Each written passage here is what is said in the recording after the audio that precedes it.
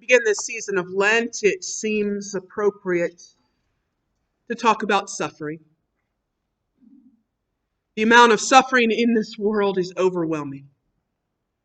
As we watch children and families fleeing for their lives in the Ukraine, or in Afghanistan, or in Syria, it is overwhelming.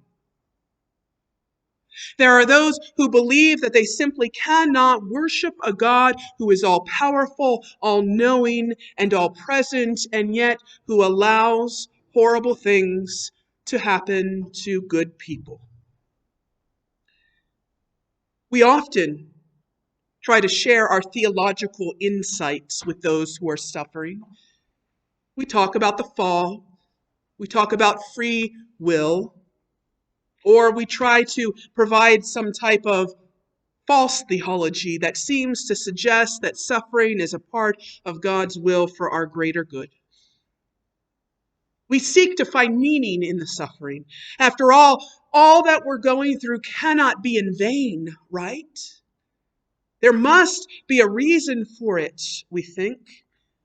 There must be a purpose in it, we hope. We spend a lot of our lives trying to ignore pain. We pop a pill to ignore the physical or mental pain. We keep things at a surface level to avoid the layers of pain inside. We turn off the TV when we see someone else suffering so that we can pretend it's not happening. There's a lot that we do because ignorance is bliss. If we don't acknowledge the pain and the suffering, then we don't have to feel it, at least not for a while. Pain can indeed draw us further away from God and further away from each other. And yet, if we let it, suffering can lead us to experience Christ more deeply and intimately than just about anything else in life. Henry Nouwen calls Jesus the God who suffers with us. Lent truly embraces that. Ash Wednesday specifically focuses on our frailty, weakness, and vulnerability. Ash Wednesday reminds us that we as physical beings are really just dust, and our lives are fleeting, finite. And yet in between the dust from which we are made and the dust to which we will return, there is a God who loves us beyond what we can imagine. He loves us so much that he took on our frailty, our weakness, our vulnerability. He took on our flesh and all the limitations that come with it. And all the pain and all the struggle and all the fear that we face, he took that upon his person. And he suffered alongside of us. And he suffered for us in our place. Sometimes we're very quick to rush right into Easter and the empty tomb. But the Jesus hanging on the cross, bleeding and suffering, is essential to understanding Jesus in our own lives. Every moment of suffering can therefore lead us into oneness with the suffering of Christ.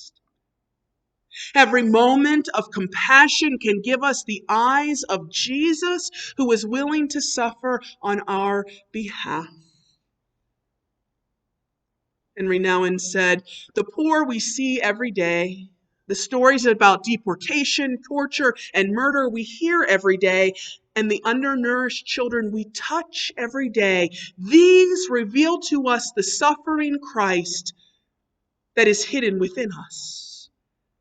When we allow this image of the suffering Christ within us to grow to its full maturity, then ministry to the poor and oppressed becomes a real possibility, because then we can indeed hear, see, and touch him within us as well as among us.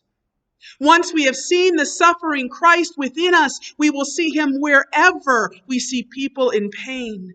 Once we have seen the suffering Christ among us, we will recognize him in our inmost self. Thus we come to experience that the first commandment, to love God with all your heart and all your soul and all your mind, resembles indeed the second. You must love your neighbor as yourself. When I watch an interview with a woman in the Ukraine who is exhausted and afraid and in pain, what do I see? I have reached my full humanness when, upon looking at her, I can see myself. To feel her suffering as if it were my own. I have reached my full humanness when I can see my children's faces on the faces of her children, and my heart bursts with love for them. Our full humanness is seeing all of life as interconnected, so that your suffering is my suffering, and my suffering is the suffering of another. And we then can draw closer to the cross when we go even beyond seeing the suffering as our suffering, but indeed seeing it as the suffering of Christ. When we care for others, we are both caring for Christ and being Christ for the other. We are serving Christ in that person and serving as the Christ within us. Even if they do not know Jesus, the thumbprint of God is within them all, for all were made intimately and intricately at the hands of the Creator. And that, as Christians, must be our goal, to see that thumbprint of God within each and every person, even and perhaps especially within our enemy.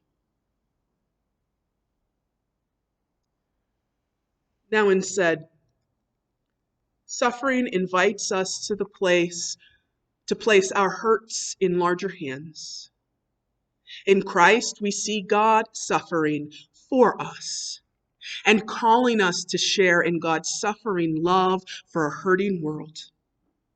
The small and even overpowering pains of our lives are intimately connected with the greater pains of Christ. Our daily sorrows are anchored in a greater sorrow and therefore a larger hope. Lent begins today with an acknowledgement of our weakness, vulnerability, and frailty. Lent allows us to put aside the things that have distracted us from being fully human, from fully seeing God within others, and from failing to allow that God within us to grow. Lent allows us to grow closer to the one who is at one with our suffering, with the suffering of the orphan in Haiti, with the suffering of the man stuck in a mental hospital, with the suffering of a soldier in fear for his life, with the suffering of a mother watching over her sick child. Lent allows us to better understand and experience the God who suffers with us, to embrace this Jesus, and to unite ourselves with him through our own suffering. And it allows us to grow in compassion so that we, like Christ, can walk along others in their suffering.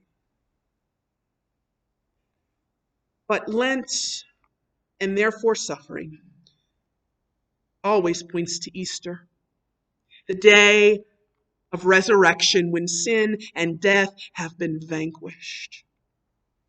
But in order to experience the resurrection, we must first walk the road to the cross. I hope you will join me over the next several weeks as we walk this journey together.